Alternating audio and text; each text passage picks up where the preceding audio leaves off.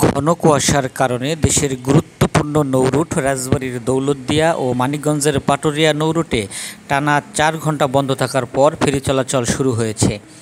এর আগে বুধবার দিবাগত মধ্যরাত থেকে নৌরুটে কুয়াশার ঘনত্ব বাড়তে থাকে। এতে বৃহস্পতিবার ভোর ৩টা ৪০ কুয়াশার কারণে নৌযান পারাপার ঝুঁকিপূর্ণ হয়ে পড়লে ফেরি চলাচল বন্ধ ঘোষণা করে বিআইডব্লিউটিসি কর্তৃপক্ষ।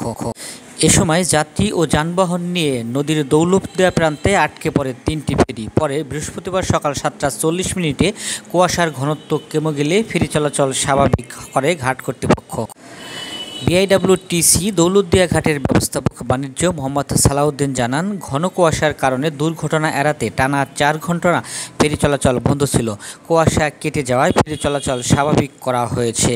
তিনি আরও বলেন, টানা ৪ ঘণ্টা ফেরি চলাচল বন্ধ থাকায় নদীর দৌলতদিয়া প্রান্তে আটকে পড়া শতাধিক পণ্যবাহী ট্রাককে অগ্রাধিকার ভিত্তিতে পার করানো হচ্ছে।